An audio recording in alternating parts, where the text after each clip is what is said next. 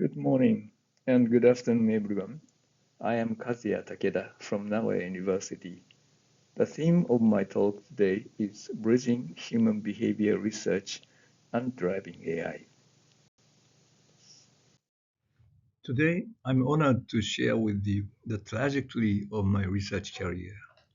I will discuss how a philosophy rooted in speech signal processing has evolved into a framework for understanding complex human driving behaviors and ultimately into the intelligence required for autonomous systems.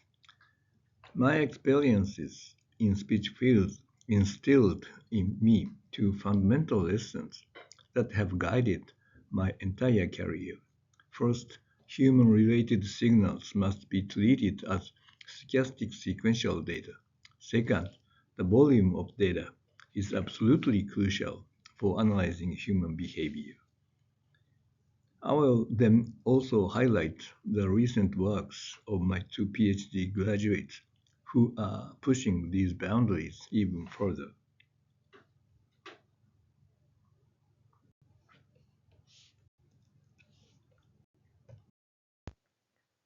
In speech processing, we rely on a fundamental concept known as the source filter model.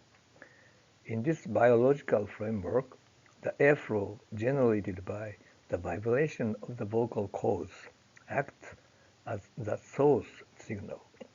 This source is then modulated or filtered as it travels through the vocal tract shaped by the articulatory organs to produce specific phonemes.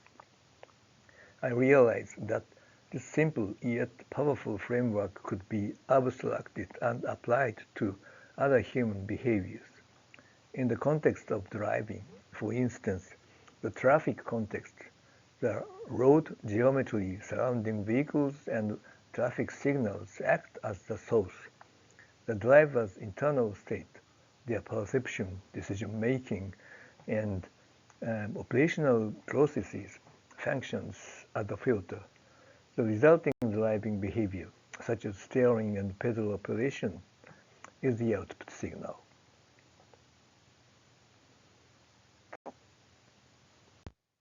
To validate this data-centric philosophy, access to large-scale data was essential.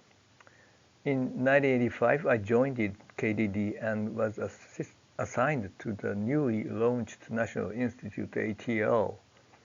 My primary mission there was to build a large-scale speech corpus. At that time, researchers were just beginning to realize the potential of artificial neural networks and hidden models.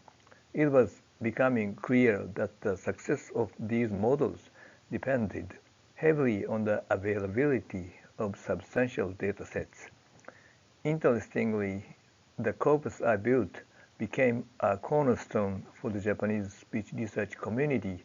It was notably cited in Alex Weibel's work on time-delayed neural network, a precursor to the modern convolutional neural networks. It is my great honor to note that one of the co-authors of that paper was Jeffrey Hinton. Being close to such pioneering work reinforced my conviction that mathematical models are powerful, but they are nothing without data.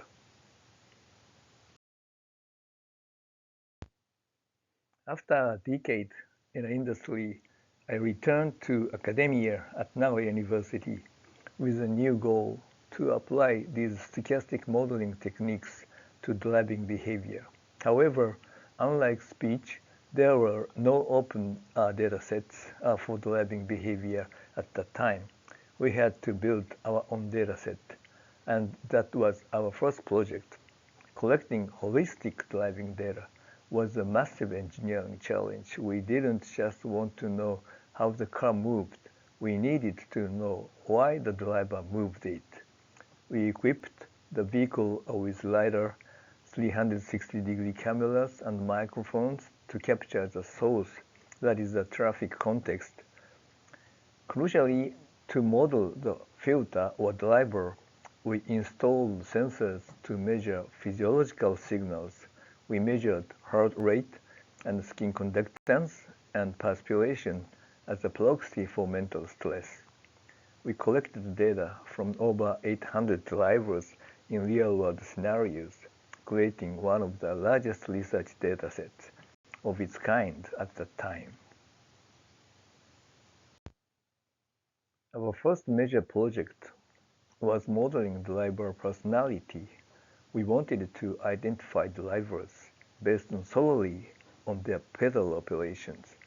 Initially, we used the distribution of raw data of signal pedal operations.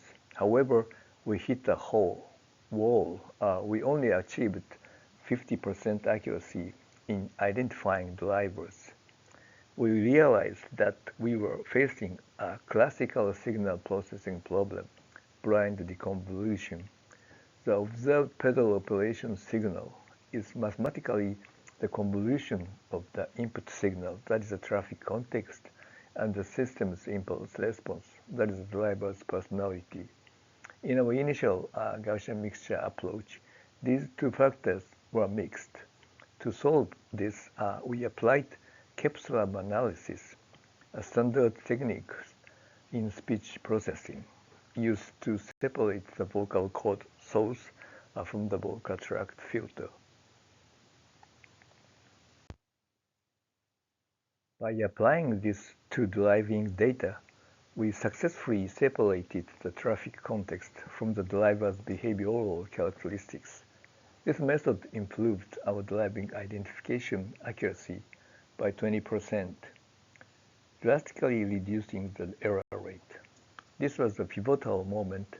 It confirmed that the mathematical tools developed for speech waveform indeed varied and powerful when applied to human driving behavior. Next, we moved to a macroscopic analysis, modeling car-following behavior. This involves understanding how a driver adjusts speed in response to the distance to the vehicle ahead. Mathematically, this is often formulated as a differential equation. However, when we plotted real-world trajectories on a phase plane, which is velocity versus distance, we didn't see simple curves. We saw complex, messy spiral. Locally, these trajectories often resemble spiral paths converging towards an attractor. That is a target headway, distance, and speed. This looks like a mass spring model. Interestingly, we observed multiple attractors for a single driver, and they tended to lie along a line, indicating a linear correlation between preferred speed and distance.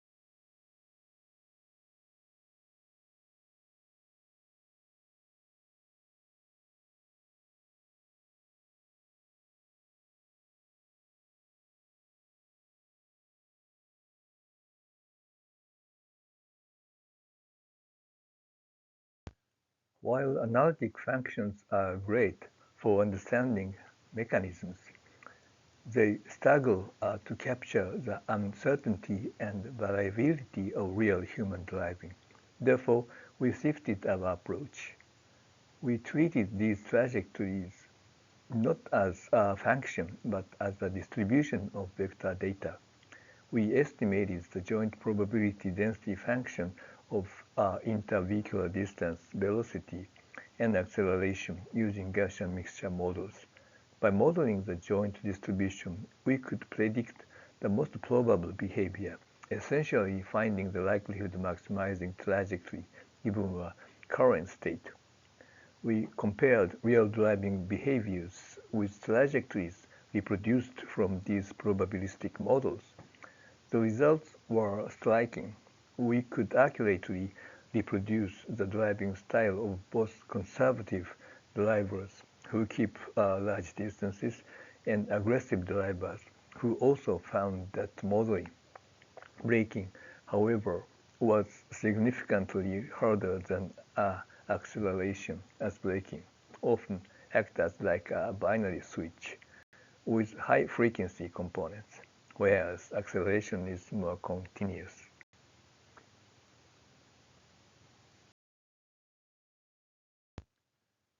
Encouraged by these results, we attempted to model more complex maneuvers such as lane changes using hidden Markov models.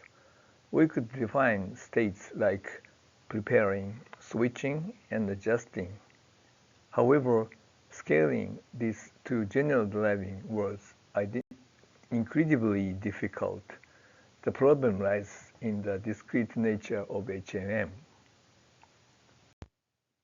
In order to model everyday driving, we had to define a set of discrete states for a huge variety of traffic scenarios and manually associate them. Collecting enough training data for every possible discrete state combination was nearly impossible. I frankly admit that I felt stuck at this stage to model the general driving behavior based on the stochastic signal models. The breakthrough came around 2015 with the explosion of deep learning. Deep learning solved the state definition problem by allowing us to embed various modalities of signals, images, lidar, kinematics into a continuous high-dimensional vector space. Instead of relying on discrete states, we could now represent a traffic situation as a vector. Once the traffic scene is embedded in this vector space, we can train generative AIs to reproduce scenes, general control signals, or even describe the scene in natural language. This shift also marked a transition in my research focus from analyzing human drivers to developing vehicle-side intelligence for automated driving. However, deep learning introduced new challenges, particularly for safety-crucial applications like automated driving. One major issue is defining the operational design domain, ODD. In rule-based systems, ODD is defined by explicit rules. In high-dimensional vector spaces, defining the boundary of safe operation is mathematically non-trivial. Furthermore, explainability became a critical concern. If a black box AI makes a decision, we need to know why. To address this, we recently collaborated on a project using transformer-based video captioning. By inputting multi-sensor data, we trained a model to describe traffic risks in natural language. We found that adding ego vehicle behavior data to the video inputs significantly improved the system's ability to identify risks. This technology is now being used by an insurance company to assess driving risk. Well, from now on, I would like to introduce two recent PhD works from my lab that utilize these modern frameworks to address the remaining gaps in understanding and simulating the world.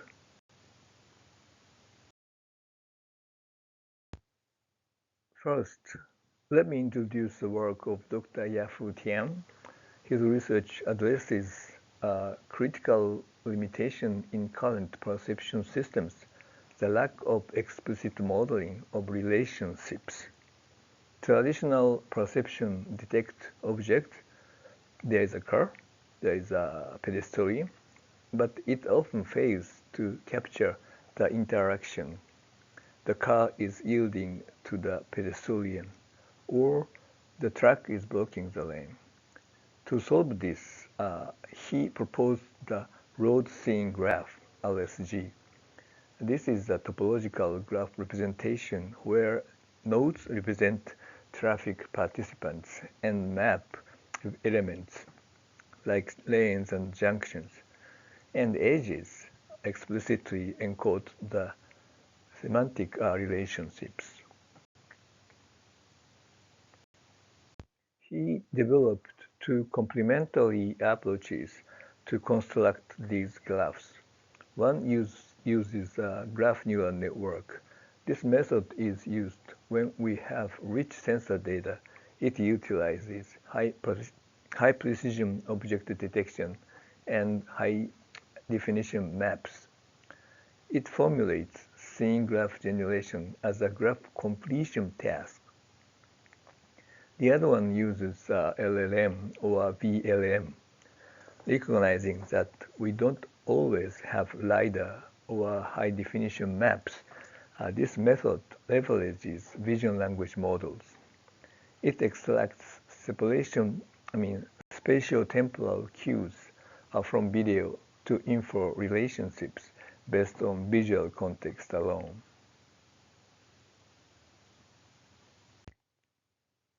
I want to highlight a key technical innovation in the graph neural network approach, the dual graph transformation. Predicting edges in a graph is completely difficult. His model converts the edges of the original graph into nodes in a dual graph. This transforms the edge prediction task into a node prediction task, which is easier to handle. Combined with iterative message passing, the model allows information to flow between objects and relationships. For example, knowing car is on a lane relationship helps refine the state of the car, that is node, and vice versa. This structure allows the model to explicitly reason about interactions. As a result, the model achieved a recall at 20 of 64.9 significantly improved baseline models like graph variational autoencoders.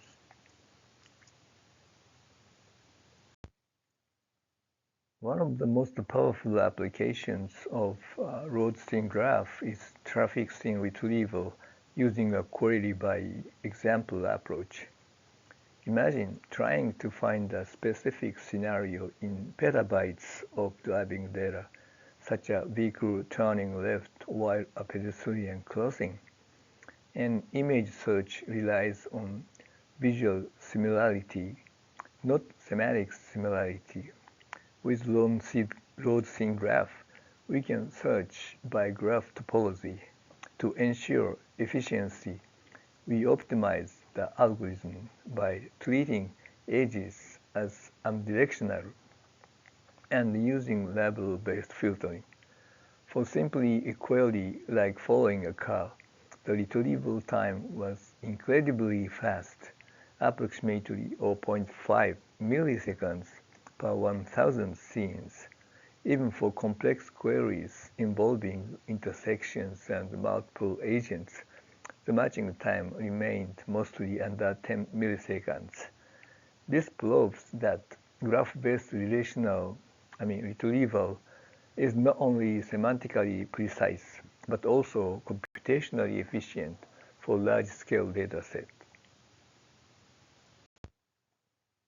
Finally, his work bridged the gap between real-world data and simulation with a real-to-synthetic project.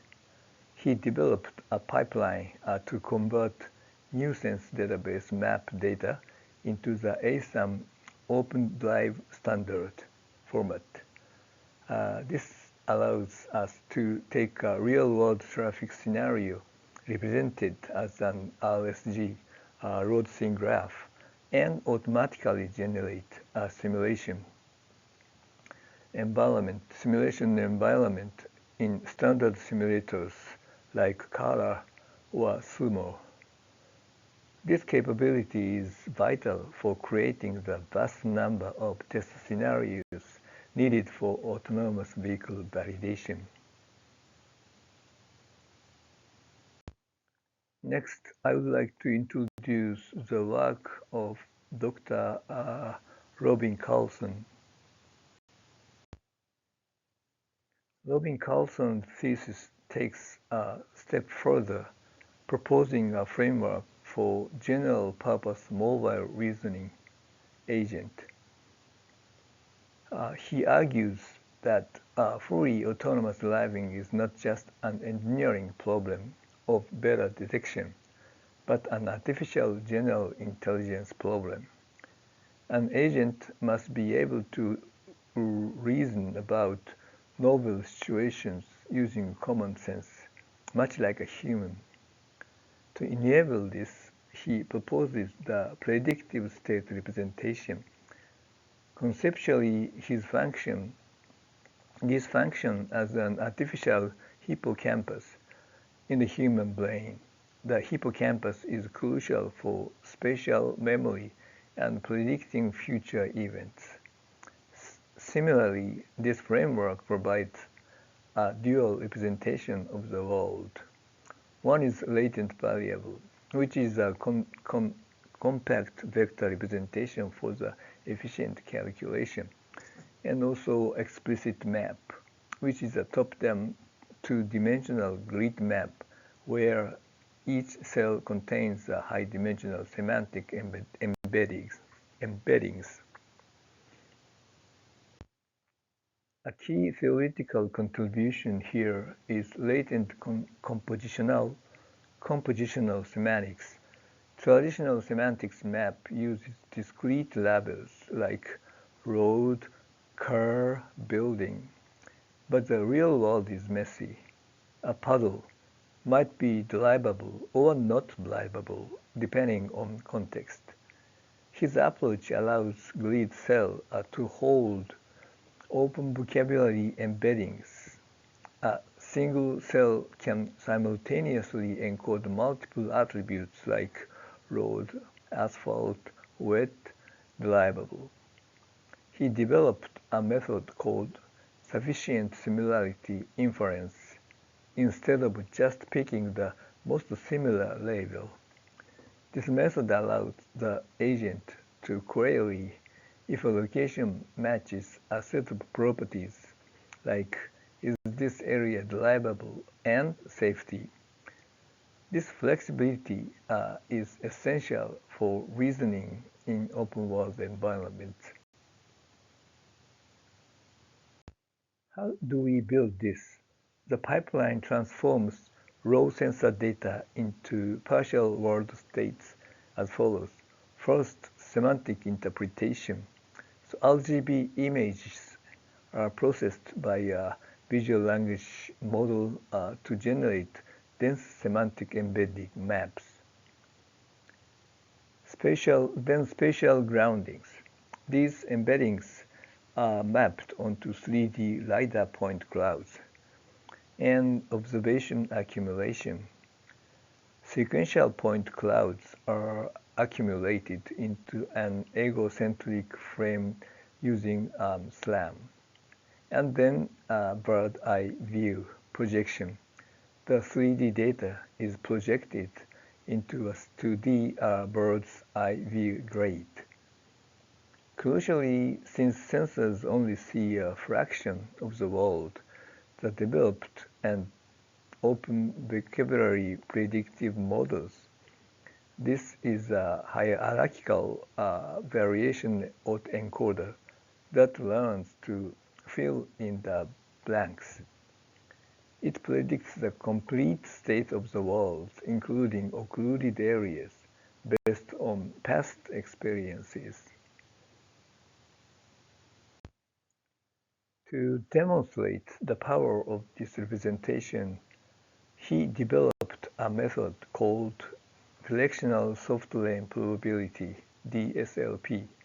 The goal was to see if the agent could learn how to navigate, in other words, where the lanes are, purely from observation, without human annotated maps.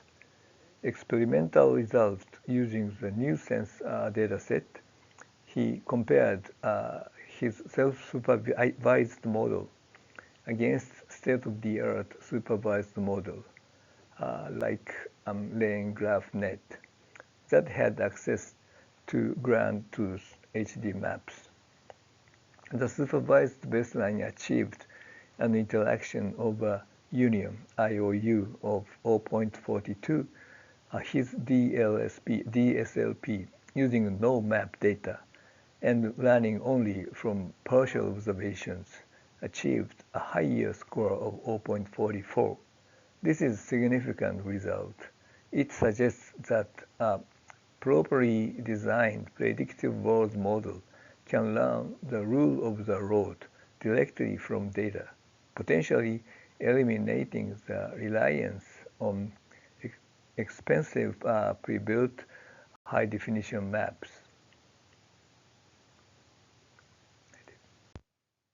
Here's a summary of this talk. Looking back, my journey began with the source filter model in speech synthesis. We applied this concept to driver personality modeling using capsule analysis, moved to probabilistic modeling of car following, and embraced deep learning to handle the complexity of traffic. Today, through the work of young researchers, we are seeing the next evolution, graph-based reasoning that captures semantic relationships and predictive world models that function as an artificial hippocampus for general-purpose agents. The core principle, however, remains unchanged, harnessing the power of large-scale stochastic data to model human behavior. These technologies are not just academic exercises. Through my involvement with university startup Tier 4 and the Autoware Foundation, we are actively democratizing these technologies.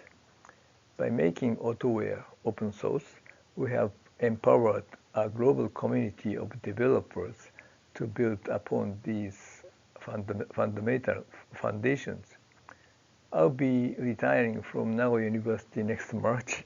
It has been the privilege of a lifetime to contribute to this field. I'm confident that the next generation of researchers will continue to drive us toward a safer, more intelligent, and autonomous future.